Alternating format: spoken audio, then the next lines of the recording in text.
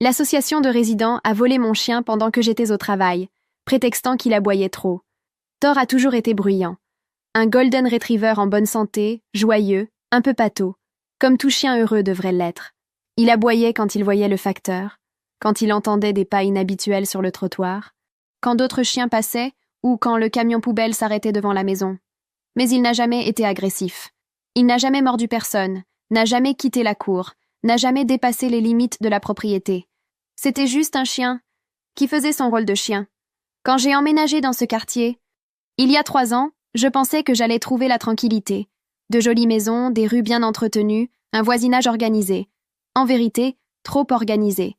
J'ai vite découvert que l'association de résidents contrôlait chaque détail d'une main de fer et organisait d'interminables réunions. La pelouse ne pouvait pas dépasser une certaine hauteur. La couleur de la clôture devait être approuvée. Des plantes hors normes provoquèrent des avertissements officiels. J'ai trouvé cela exagéré, mais j'ai pris sur moi. J'ai essayé de m'adapter. Sauf que Thor ne savait pas être discret. Au début, il y a eu quelques plaintes informelles. Un petit mot anonyme dans la boîte aux lettres. « Votre chien aboie trop. Veuillez régler ça. » Puis une voisine, toujours avec ce même sourire artificiel, m'a dit d'un air détendu « Oh, votre chien est magnifique. Dommage qu'il aboie autant, n'est-ce pas ?» J'ai pensé que c'était juste un voisin grincheux qui n'aime pas les animaux et qui veut un quartier silencieux comme un cimetière. J'ai continué ma vie. Je sortais Thor en promenade. Je le lavais chaque semaine. Je maintenais ses vaccins à jour. C'était mon compagnon, mon ami après une longue journée de travail. Mais, avec le temps, les signaux sont devenus plus sérieux. Les premières amendes sont arrivées, petites au début. Infraction pour perturbation sonore. Puis des avertissements écrits, avec copie au syndic. Des réunions de l'association de résidents ont commencé à se tenir en cachette. On m'a exclu des groupes. On a cessé de me saluer. Les voisins qui me souriaient, jadis, ont commencé à éviter mon regard. Plus personne ne répondait à mes « bonjours ». On aurait dit que j'avais transgressé une règle silencieuse et que j'étais punie socialement pour cela. J'ai commencé à m'inquiéter. J'ai essayé de dialoguer. J'ai écrit une lettre pour m'excuser de tout dérangement. J'ai même acheté un collier anti-aboiement, à contre-cœur, juste pour montrer que je coopérais. Mais rien n'y faisait. Ce vendredi-là, je suis partie de chez moi à 7h du matin, comme d'habitude. J'ai donné à manger à Thor, laissé de l'eau propre, lui ai caressé la tête et j'ai dit « Sois sage, mon grand. Demain, on fera une longue promenade. » Je suis rentrée à 18h. La rue était étrangement silencieuse. Je suis passée par la porte de derrière et j'ai appelé « Thor, viens, mon grand. » Silence. Je l'ai rappelé. Pas un aboiement. Pas le moindre bruit de pattes. J'ai couru jusqu'au jardin. Le portail était fermé à clé, comme toujours. Mais l'endroit, vide. Son collier était suspendu. Sa gamelle d'eau, intacte. Le ballon rouge, dont il ne se séparait jamais, gisait tout seul dans un coin. J'ai paniqué. J'ai fouillé la maison, j'ai appelé les voisins, fait le tour du quartier. Rien. Pas un signe. Pas un aboiement. Aucune piste. C'est alors que je l'ai vu, collé avec du ruban adhésif sur ma porte d'entrée. Il y avait une enveloppe blanche, sans expéditeur. À l'intérieur, un papier à en-tête de l'association de résidents, au texte froid, bureaucratique, impersonnel. Nous vous informons qu'après des plaintes répétées et compte tenu de la gêne provoquée par l'animal Thor, l'association a autorisé son retrait par une équipe spécialisée. Cette mesure vise à préserver le bien-être de la communauté. Nous vous remercions de votre compréhension. L'association de résidents. Mes mains tremblaient. Mon estomac se nouait. J'ai relu ce papier au moins 10 fois. Retirer ? Comment ça, retirer ? Qui sont-ils pour emmener mon chien sans même m'avertir ? Quel genre d'association estime pouvoir pénétrer chez quelqu'un et prendre un animal de compagnie comme si c'était un déchet indésirable ? Je me suis assise sur les marches du perron avec ce papier froissé entre les mains, le cœur à vif. Thor n'était pas qu'un chien. Il était mon foyer, mon équilibre, mon silence après le chaos. Et maintenant, il avait disparu. Je n'ai pas fui, je n'ai pas pleuré. Je suis restée là, immobile. La colère était en train de naître, comme un orage silencieux. Mais une chose était sûre, ça ne se terminerait pas comme ça. Ça ne faisait que commencer. Le lendemain matin, avant même le lever du jour, j'étais déjà debout, les cernes marquées, le visage bouffi, les yeux brûlants d'avoir passé la nuit sans fermer l'œil. J'avais regardé au moins 20 fois les enregistrements des caméras de sécurité, cherchant un quelconque mouvement au portail, un bruit, Un indice sur la façon ou le moment où Thor avait été emmené. Mais il n'y avait rien. Ils avaient coupé les caméras. Ce n'était pas un acte précipité. Ils l'avaient planifié. La première chose que j'ai faite, ça a été d'appeler le numéro de l'association de résidents, qui, bien sûr, m'a renvoyé directement sur la messagerie. Ensuite, je suis allée au bureau administratif, où se trouvait une réceptionniste externalisée qui a à peine levé les yeux de son écran. Quand j'ai demandé où était mon chien, elle a dit d'une voix glaciale. Il a été retiré par une équipe de contrôle du bruit et conduit au refuge partenaire. Je n'ai pas plus d'informations. Partenaire de qui? Qui a autorisé ça? Vous ne pouviez pas simplement entrer chez moi. C'est dans le règlement de l'association de résidents. Vous avez signé à votre arrivée. Elle m'a montré une copie plastifiée d'une clause obscure dans le contrat d'adhésion. Ça parlait d'intervention en cas de nuisance collective avérée et de mesures de confinement autorisées au nom du bien-être général. Je jure que je n'avais jamais lu ça. Je n'aurais jamais cru que quelqu'un puisse interpréter intervention comme venir voler votre chien pendant votre absence. Je suis partie de là en tremblant. Je suis allée directement au refuge en question. En arrivant, je m'attendais à une confrontation, mais la femme à l'accueil m'a reçue avec un air profondément gêné et une phrase qui résonne encore dans ma tête. « Oh, vous devez être la maîtresse de Thor? Eh bien, il n'est plus ici. »« Comment ça, il n'est plus ici ?» ai-je demandé, la voix brisée. « Il a été donné en adoption. Hier soir, c'était une situation d'urgence, ils ont affirmé qu'il était agressif et qu'il représentait un danger pour le voisinage. Il y a eu une demande directe de l'association de résidents, avec autorisation formelle. Adopté, sans mon consentement, sans me prévenir, il était en parfaite santé. Je ne fais que suivre les protocoles, madame. J'ai craqué sur place. J'ai hurlé, pleuré, frappé sur le comptoir. J'ai réclamé des documents, des registres, des vidéos, n'importe quoi. Tout ce que j'ai obtenu, ce furent quelques feuilles superficielles, signées par quelqu'un de l'association de résidents, avec mon nom mal orthographié et une description grotesque de Thor en tant qu'animal agité, potentiellement agressif, sans vaccin à jour. Des mensonges. Tout était faux. Il était vacciné, pucé, avec un contrôle vétérinaire récent. Il le savait. À cet instant, quelque chose s'est brisé en moi. La douleur s'est changée en rage. Et la rage s'est muée en certitude. Puisque personne ne m'aidait, je trouverais la vérité toute seule. Je suis rentrée et j'ai commencé à téléphoner à tout le monde. Amis, vétérinaires, ONG de protection animale, avocats. Mais à chaque fois, on me fermait la porte. Personne ne voulait s'impliquer. Quand je mentionnais que l'association de résidents était mêlée à l'affaire, les gens reculaient, comme si je parlais de la mafia. Dans le quartier, l'humiliation a empiré. J'ai commencé à remarquer des chuchotements, des regards appuyés, des sourires en coin. Sur l'un des groupes en ligne, j'ai lu un commentaire. Ils ont enfin réglé le problème du chien du lot 24B. Il était temps. J'étais devenue la folle au chien. La femme qui crie au portail, qui arrache les notifications, qui pique une crise au refuge. Et malgré tout, personne ne tendait la main. Mais je n'allais pas abandonner. Je n'allais pas accepter. Ils pouvaient m'isoler, me tourner en ridicule. Mais s'ils croyaient que j'oublierais Thor, ils se trompaient lourdement. J'allais retourner chaque recoin de ce quartier s'il le fallait. Découvrir où il était, qui l'avait pris, pourquoi, qui avait signé. Ils pensent qu'ils ont affaire à une femme hystérique. Mais ce qu'ils viennent de créer, c'est une femme dangereuse. Les nuits ont cessé d'exister. Dormir est devenu un privilège que je ne connaissais plus. L'obsession m'a envahi.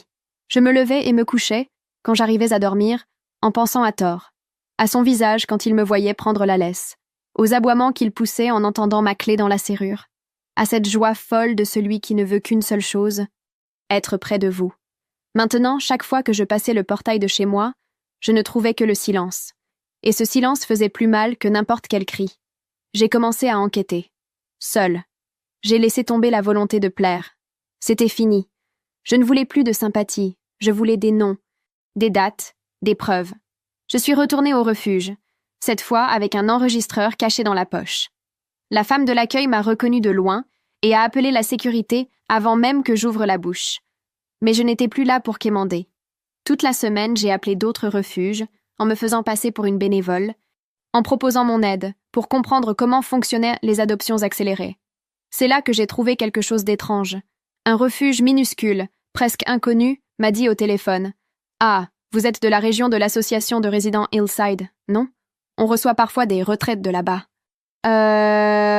Comment ça ?» ai-je répliqué, essayant de garder mon calme. Eh bien, ils ont leur propre système. Quand il y a un chien qui aboie trop ou qui pose problème, ils nous l'envoient. On ne fait que signer, le recevoir et le rediriger. Rien d'illégal, mais c'est particulier. Ça, c'était la première fissure dans la façade bien propre de l'association de résidents. J'ai continué. J'enregistrais tout. Réunion de quartier? J'étais au fond, téléphone en mode avion, caméra enclenchée dans ma poche. J'ai commencé à constituer un dossier papier avec des noms, des horaires, des captures d'écran de conversation, des copies des amendes que j'avais reçues. J'ai parlé à d'anciens habitants, ceux qui avaient eu le courage de partir, et l'un d'eux, vivant loin maintenant, m'a envoyé un message vocal disant « Tu n'es pas la seule. Mon berger allemand a disparu de la même façon. On m'a dit qu'il s'était enfui.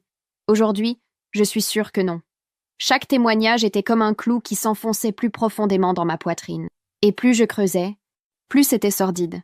J'ai découvert que le refuge responsable de ces retraits avait reçu, 2 ans plus tôt, un don substantiel, de l'association de résidents elle-même, et que la présidente de l'association gérait une entreprise de commerce de chiens dressés, une société qui fournissait des chiens calmes et obéissants à des résidences fermées et à des cliniques de thérapie.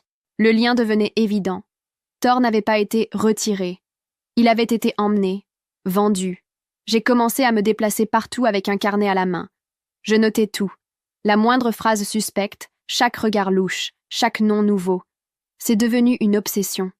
J'ai perdu des amis. Des proches disaient que j'étais obsédée, que je devais passer à autre chose. Mais personne ne comprenait. Ils m'avaient volé mon meilleur ami, m'avaient traitée de déséquilibrée, de bruyante, volée en silence. Et maintenant, j'étais la dingue du quartier. Celle qui parle seule, qui fouille les ordures, qui enregistre les réunions, qui griffonne des noms sur un clipboard jaune. Celle qui a perdu son chien et la tête. Mais je savais ce que je faisais. Parce que derrière le mépris, le silence et la moquerie, je me rapprochais de la vérité. Quelque chose me disait que j'étais à un cheveu de découvrir ce qu'ils avaient fait de tort. Et personne ne m'arrêterait. Le dossier était noir, épais, lourd. Au début, je n'y avais mis que quelques amendes, une copie floue du mot de l'association de résidents et quelques papiers suspects venant du refuge. Mais maintenant, il débordait de documents, transcriptions d'audio, captures de discussions effacées, noms, CNPJ, immatriculation d'entreprise, reçus de dons, copies des procès-verbaux d'anciennes réunions, témoignages d'autres voisins dont les chiens avaient aussi disparu. C'était plus qu'une compilation, c'était le corps d'un crime. Le véritable tournant est arrivé un soir banal, tellement banal que j'ai failli ne pas sortir. J'étais épuisée, abattue, prête à renoncer pour la journée. Mais le destin, souvent, nous pousse quand on s'y attend le moins. On a sonné à la porte. Une femme portant un masque, des lunettes de soleil et une casquette m'a remis une enveloppe Kraft. Pas de nom. Pas d'explication. Elle m'a regardée avec une compassion que je n'avais pas ressentie depuis longtemps et a dit « Certaines personnes ont encore une conscience, mais parlent doucement. Ils entendent tout. » Puis elle est partie. À l'intérieur, une lettre manuscrite, pleine de ratures et de nervosité. Son auteur se présentait comme une ex-employée du refuge. Elle expliquait avoir été licenciée après avoir contesté les ordres directs venus de l'association de résidents. Comment les chiens retirés ne passaient quasiment jamais d'évaluation médicale, comment les rapports étaient remplis avant même de voir l'animal, et comment, dans certains cas, on leur demandait de remanier les informations en fonction de ce dont l'association de résidents avait besoin. À la fin de la lettre, elle écrivait d'une main tremblante « Thor a été vendu. Sous un faux nom, la puce retirée. Document falsifié. L'acheteur a été indiqué directement par la présidente de l'association de résidents. À ce moment-là, je n'ai pas crié. Je n'ai pas pleuré. Je n'ai pas bougé. Je suis restée là à lire ces mots comme si je lisais une condamnation à mort. Mais la douleur s'est transformée en action. J'ai sorti mon dossier. J'ai organisé chaque preuve comme si je préparais un procès. Et j'ai commencé à poser des questions plus directes. J'ai appelé des journalistes, des militants, des ONG. Certains m'ont ignoré. D'autres se sont moqués. Mais l'un d'eux, en particulier, m'a écouté. C'était un journaliste d'investigation. Quand je lui ai raconté une partie de l'histoire, il m'a prise pour une exagératrice. Mais il a changé de visage en voyant les documents, les enregistrements, la lettre de l'ex-employé. C'est beaucoup plus gros que ça n'en a l'air. Nous avons commencé à dresser la chronologie. L'association de résidents avait retiré au moins 8 chiens durant les 18 derniers mois, tous signalés pour aboiements excessifs, tous chez des propriétaires ayant reçu le même type de plainte. aucun jamais récupéré, aucune enquête officielle. Aucune sanction contre l'association. Et il y avait plus. On a découvert que la présidente de l'association était listée comme partenaire dissimulé dans 2 entreprises. L'une fournissait des chiens pour des copropriétés de luxe, l'autre était une clinique de rééducation employant des chiens sociables et dressés pour des traitements thérapeutiques. Thor était entré dans ce système. Un chien jugé trop bruyant pour le quartier, mais parfait pour être domestiqué et revendu ailleurs. Pendant ce temps, la façade de l'association de résidents tenait bon. Ils étaient toujours considérés comme un modèle d'organisation et d'harmonie communautaire. La présidente était encensée comme une leader exemplaire, signait des colonnes dans le journal local, participait à des événements caritatifs. Et moi, j'étais toujours la folle du lot 24B. Mais maintenant, j'avais tout ce qu'ils avaient fait. Et même si j'avais encore mal d'imaginer Thor ailleurs, peut-être perdu, peut-être attendant que je vienne, je savais que j'étais sur le point de faire basculer cette histoire. Je n'étais plus une femme qui crie seule dans le vide. J'étais une femme avec un dossier. Et ils allaient tomber. Je pensais qu'amener tout ça à la mairie serait le début de la fin. Que preuve à l'appui, solide, concrète, avec dates et noms, quelqu'un se lèverait pour dire « C'est grave, nous allons enquêter ». Je suis arrivée là-bas en serrant mon dossier noir contre moi comme s'il s'agissait de mon propre cœur. Comme si je croyais encore à la justice, là où il y a des preuves. Mais ce que j'ai reçu, c'était de la bureaucratie, des formulaires, des analyses préliminaires, des réponses vagues. L'employé qui m'a reçu semblait plus préoccupé par son café que par mon histoire. Il a feuilleté les pages comme on feuillette un catalogue. Puis il a conclu de sa voix automatique. « Madame, vous devez formuler votre plainte par écrit et attendre qu'elle soit enregistrée. Le service juridique l'analysera sous 30 jours ouvrables. » 30 jours. 30 jours pendant que mon chien pouvait être n'importe où. Pendant qu'on pouvait en prendre d'autres. Pendant que la présidente de l'association de résidents continuait de sourire dans les journaux et d'être applaudie dans les réunions de quartier. Je suis partie en silence, mais intérieurement, je criais. Ma tentative suivante a été la presse. J'ai recontacté le journaliste qui m'avait écouté. Il était révolté par l'apathie de la mairie, mais quand il a voulu publier l'article sur un grand portail d'information, il a été bloqué par une relecture éditoriale soutenant que la plainte manquait de preuves officielles. J'ai commencé à soupçonner quelque chose de plus vaste. Un réseau qui protégeait ceux qui savaient agir en coulisses. J'ai passé des jours sans pouvoir manger correctement. Je déambulais dans la maison comme un fantôme. Le quartier, bien sûr, savait que je fouinais là où je n'aurais pas dû. Certains me regardaient encore plus mal. D'autres m'ignoraient. J'étais devenue ce bruit de fond irritant dans leur routine paisible. La même routine qui, sans qu'ils le sachent, dissimulait un crime. Et puis, j'ai reçu une autre lettre, sans expéditeur, glissée sous la porte. Un papier plié à la hâte. À l'intérieur, 4 lignes qui m'ont glacé le sang. Il est à la ferme Creek Hill, près de la sortie nord. Ils l'ont emmené en disant qu'il était agressif et malade. Vérifie les registres. Ils mentent. Tu n'as pas été la seule. J'ai mis quelques secondes à reprendre mon souffle. La ferme Creek Hill. J'en avais déjà entendu parler. Un centre de traitement humanitaire pour les animaux considérés comme non adoptables. Un lieu censé pratiquer l'euthanasie indolore pour les chiens gravement malades ou jugés violents. Il disait que Thor avait été amené là-bas, pour mourir.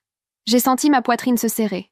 Je tremblais tellement que j'avais du mal à composer un numéro sur mon téléphone. J'ai appelé le journaliste. Il est resté silencieux en lisant la lettre. Puis il a dit « Je viens avec toi ». Le lendemain, on a pris la route. La ferme était isolée. Curieusement propre, comme un décor mis en scène. Un employé nous a reçus poliment, mais son regard cachait quelque chose. Nous avons expliqué que nous cherchions un chien nommé Thor. Récemment retiré par l'association de résidents. Il a nié savoir quoi que ce soit. Parlé de dossiers incomplets. Mais le journaliste a insisté. Nous avons sorti la lettre, le dossier. Son visage est devenu livide. Il est parti derrière en disant « Laissez-moi vérifier », ce qui a duré près de 20 minutes. À son retour, il a annoncé que Thor avait bien été admis, mais malheureusement euthanasié pour raisons sanitaires. Il nous a montré un document, faussement tamponné, affirmant que le chien avait la rage. La rage. J'ai failli m'évanouir. Thor qui était vacciné. Thor qui avait un bilan vétérinaire récent. Thor qui n'avait jamais mordu personne. J'ai demandé s'il y avait eu une autopsie. Ils ont dit non. Une photo? Un rapport? Une preuve? Rien. Ils se sont contentés de répéter. C'était un cas urgent. Nous avions l'autorisation de l'association de résidents, signée par la présidente. À cet instant, j'ai compris. Non seulement ils avaient envolé mon chien, ils avaient menti, falsifié des documents, puis l'avait tué. Le monde s'est figé. Tout se passait au ralenti. La douleur n'a pas de nom.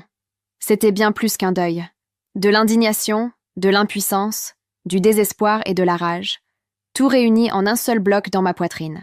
J'ai pleuré, oui, mais j'ai aussi senti quelque chose naître. Un feu qui ne s'éteint pas. Je n'allais pas m'arrêter. Parce que maintenant, ce n'était plus seulement pour moi.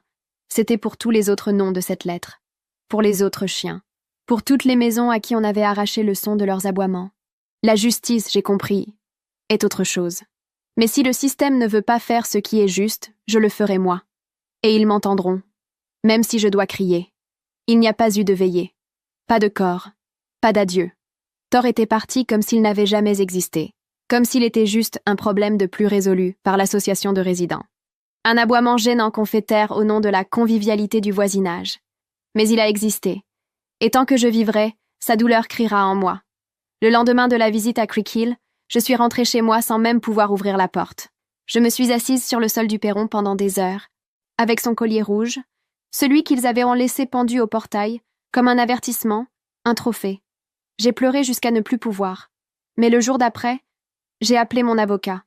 Avec toutes les preuves que j'avais accumulées, la lettre anonyme, les registres truqués, le dossier complet portant les noms des coupables, nous avons intenté une action pénale pour vol, fraude documentaire, association criminelle, maltraitance animale et, oui, homicide animal. J'ai aussi porté le dossier auprès du défenseur public, du ministère public, de la presse locale. Je suis allée voir des stations de radio, écrit à des chroniqueurs. Tout publié sur les réseaux sociaux avec copies à l'appui. Et cette fois, quelqu'un a écouté. Une journaliste indépendante, de celles qui n'ont pas peur de remuer la boue, m'a appelé. J'ai lu tout ça. Il faut le publier. On ne peut pas laisser ça cacher.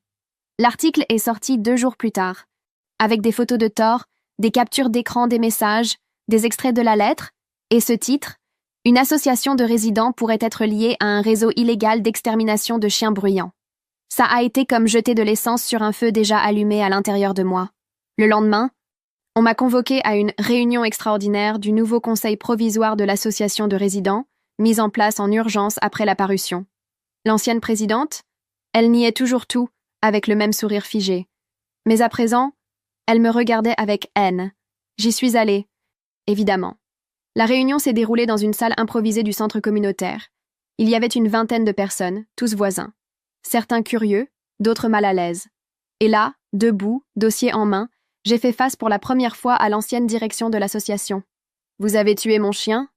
ai-je dit, ma voix basse mais ferme. « Vous avez falsifié des documents, vous êtes entré chez moi pour le prendre, vous avez rédigé de faux rapports, signé des papiers avec mon nom écorché, et vous avez vendu des animaux comme s'ils n'étaient que des objets. » Une femme, assise au bout de la table, m'a regardée avec lassitude. « Vous devriez consulter un psy. Vous êtes obsédé. Ce n'était qu'un chien. Si vous l'aviez mieux éduqué, tout ça ne serait pas arrivé. » Le silence a claqué dans la pièce comme une gifle. J'ai ri, nerveusement. « Mieux éduqué ? Vous avez pénétré chez moi sans autorisation. Vous avez décidé que ces aboiements étaient de trop pour votre standard de quartier et l'avez emporté comme un vulgaire déchet. Ça, ce n'est pas éduqué. C'est un crime. » Un autre ex-membre du conseil, d'un air moqueur. « Le problème, c'est que vous n'avez jamais compris la vie en communauté. Vous avez cru pouvoir tout faire à votre manière, sans tenir compte des gens dérangés par ce chien qui aboie trop. Moi aussi, je suis dérangée par les commérages, par ceux qui balayent la saleté sous le tapis et qui couvrent un crime grâce au règlement. Et pourtant, je n'entre pas en douce chez eux. » Ils ont ricané, comme si j'étais un spectacle, comme si j'étais seule dans mon délire. Mais là, entourée de ces regards qui me jugeaient, traitée de déséquilibrée, je n'ai pas flanché. Parce que, pour la première fois, certains visages dans le public se sont mis à changer d'expression. J'ai vu de la perplexité, de la gêne, des gens qui commençaient à comprendre qu'il y avait un grave problème derrière la paix qu'on leur vantait. « Je vais vous poursuivre tous », ai-je annoncé. Pas seulement pour moi, pour les autres, pour les chiens disparus, pour les familles que vous avez réduites au silence, pour la douleur que vous appelez du bruit. J'ai attrapé mon dossier, jeté un dernier regard à cette salle glaciale, et je suis partie sans un mot de plus. Ils pensent toujours que je suis folle. Mais maintenant, ils craignent ma folie. Et ils ont raison, parce que cette folle ira jusqu'au bout, même si je dois garder dans mes mains le collier de Thor et la rage de celle qui a tout perdu. mais avec la certitude que je ne m'arrêterai pas avant que chaque nom impliqué n'ait été, au moins une fois, confronté au poids de ses actes. La justice peut être lente, mais la vengeance de la vérité, c'est attendre. Les procédures ont finalement avancé. Lentement, comme toujours, mais elles ont avancé. Mais, pendant ce temps, mon nom continuait à tourner dans les réunions du quartier, même en mon absence. J'étais presque une légende, la femme qui a perdu son chien et qui a vrillé, qui enregistrait les réunions, empilait les preuves et maintenant menaçait de détruire la réputation du quartier pour un chien qui gênait. Mais ça n'a jamais été juste un chien. C'était ce qu'il représentait. Sa vie, la mienne, celle de tous ceux qui se sont tus. Et désormais, j'avais un atout qu'il n'avait pas anticipé. Du soutien. Après la parution de l'article, d'autres personnes ont commencé à me contacter. En douce, avec peur, mais elles sont venues.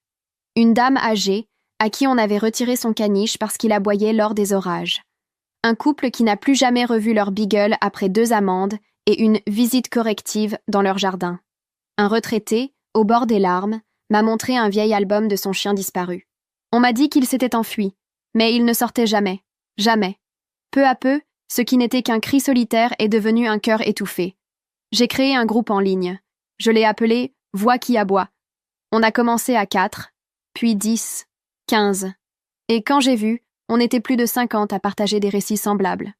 Dans des quartiers, des villes différentes, mais la même structure, la même excuse, le même silence. Le scandale a grossi. Et l'association de résidents, elle a commencé à se fissurer de l'intérieur. La présidente a disparu des réseaux. Son entreprise de dressage de chiens a fermé. Son avocat, qui se montrait arrogant au début, a commencé à reporter les audiences. Puis un mandat de perquisition est tombé sur l'un des ex-directeurs. Ils ont tout saisi, documents, ordinateurs, téléphones. Je l'ai appris par des tiers, mais je me suis permis un sourire. Pour la première fois depuis longtemps, on m'a appelé à témoigner officiellement. Je suis arrivée avec ce dossier noir, si plein qu'il ne fermait presque plus. J'ai traversé la porte du commissariat la tête haute, je me suis assise face à l'inspecteur et j'ai tout raconté. Sans trembler, sans hésiter. Les noms, les dates, les trucages, les complicités. Et à la fin, j'ai sorti le collier de Thor de ma poche. Je l'ai posé sur la table. Voilà, c'est tout ce qu'il me reste de lui.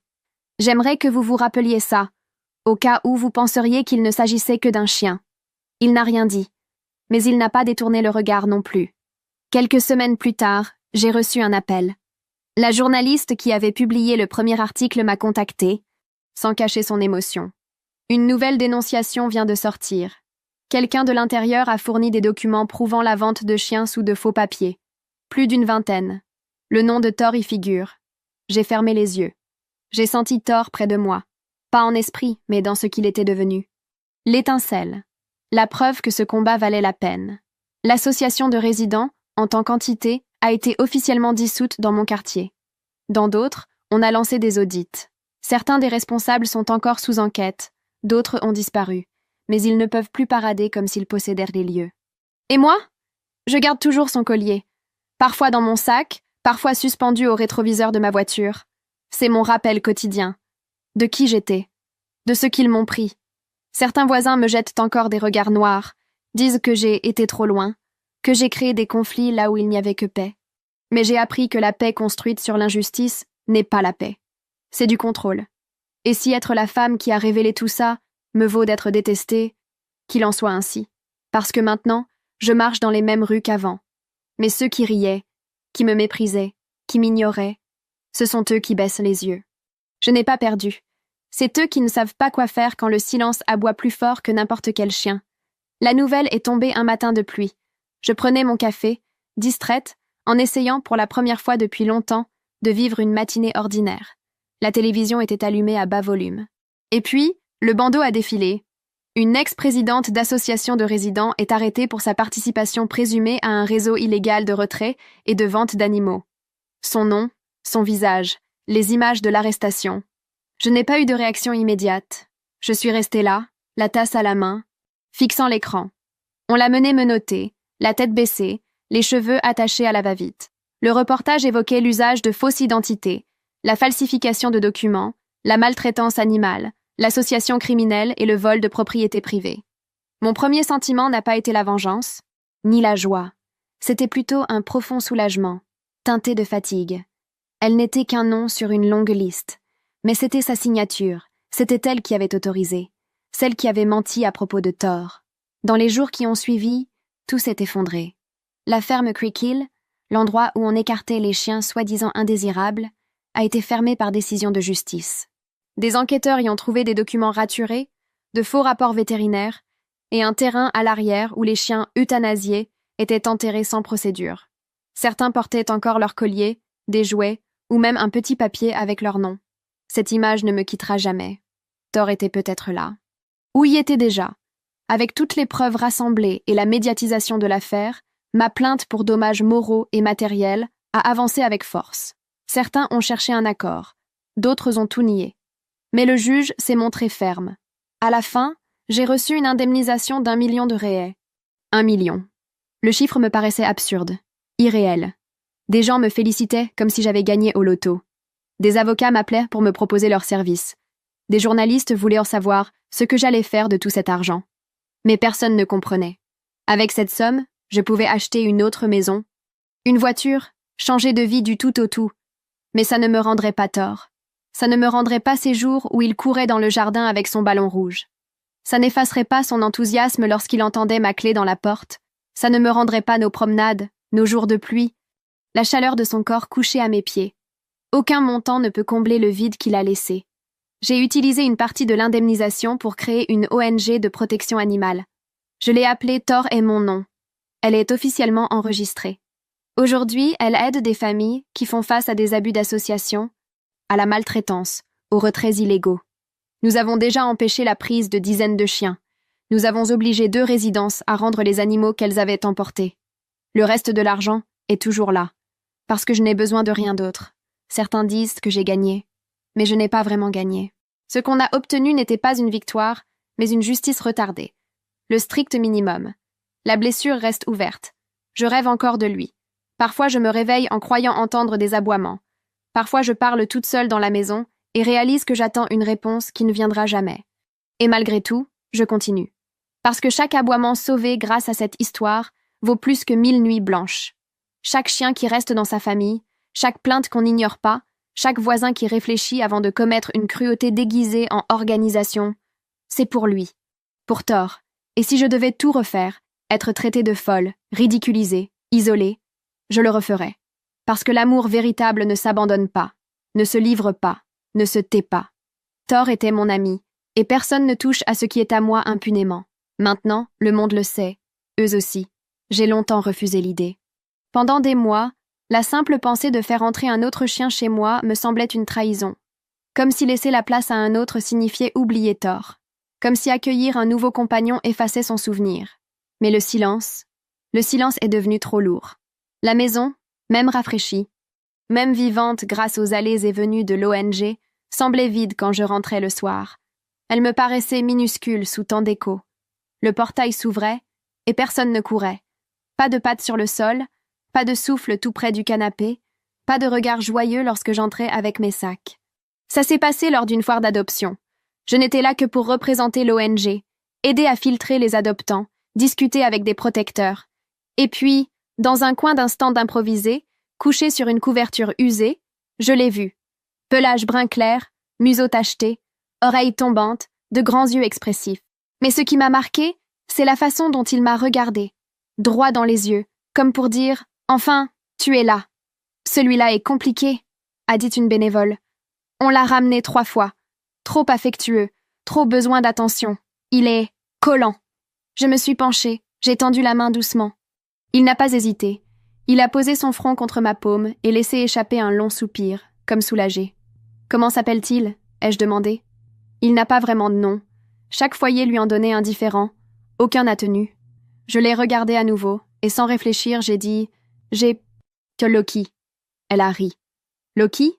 C'est pas le dieu de la ruse et du chaos ?»« Oui. Et du changement, ai-je répondu. Je l'ai emmené chez moi ce jour-là. Loki est entré comme s'il habitait déjà ici. Il a sauté sur le canapé, exploré chaque pièce, senti le jardin où traînait toujours le ballon rouge de Thor dans un coin. Il a dormi contre mes pieds, sans crainte, comme si nous avions toujours vécu ensemble. Il était différent de Thor, plus agité, plus démonstratif. Il voulait rester près de moi tout le temps, Il a appris à ouvrir les tiroirs avec son museau, à cacher mes chaussettes, à tirer sur la nappe juste pour attirer l'attention. Mais son regard, son regard était le même, profond, entier, fiable. Pour la première fois depuis longtemps, j'ai souri sans tristesse. L'association de résidents n'existait plus. Dissoute officiellement. Le quartier était désormais une masse informe de gens feignant la paix, mais évitant de me croiser. Je restais celle qui avait poussé trop loin. Celle qu'on ne veut pas approcher, de peur d'être impliquée. Celle qui avait tout révélé, qui n'avait pas baissé la tête. Les enfants me regardent avec curiosité. Certains parents les écartent quand Loki et moi passons, comme s'il était dangereux, comme si j'étais contagieuse. Mais j'ai appris à vivre ainsi. Je n'attends plus de bonjour, je n'attends plus d'invitations, de cordialité, de réunions conviviales. Je n'en ai pas besoin. Maintenant, mon portail arbore une nouvelle pancarte. Ici vit Loki. Et personne ne reprendra ce qui est à lui. Loki est devenu mon alarme naturelle. Il aboie pour tout, et je ne l'en empêche pas. Désormais, je le laisse aboyer autant qu'il veut, parce que chaque aboiement me rappelle que cette maison est aussi la sienne. Et ceux qui n'aiment pas, qu'ils ferment leurs fenêtres. Il m'arrive encore de rêver de Thor. Mais dans ses rêves, il n'est pas triste. Il court aux côtés de Loki, comme s'ils se connaissaient, comme s'ils savaient que leurs histoires se sont entremêlées. Je regarde Loki, et je sais que je ne remplacerai jamais Thor. Mais je sais aussi qu'aimer de nouveau n'est pas oublier. C'est résister. Loki m'a rendu la joie qu'on m'avait arrachée. Et si certains veulent tant me traiter de solitaire, qu'ils le fassent. Les véritables solitaires, c'est le voisinage qui vit dans le silence, en prétendant que rien ne s'est passé. Moi, non. Ici, sur ce bout de terre, dans cette maison marquée, habite la femme qui les a tous affrontés et qui a gagné. Avec un collier, avec de l'amour, avec des aboiements, et avec Loki.